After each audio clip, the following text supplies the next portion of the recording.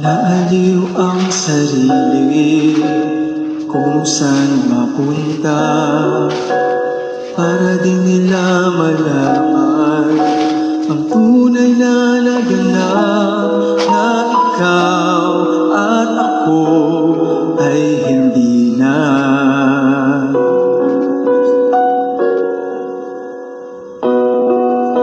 Iniensayo pa ang mga ngiti para di halata.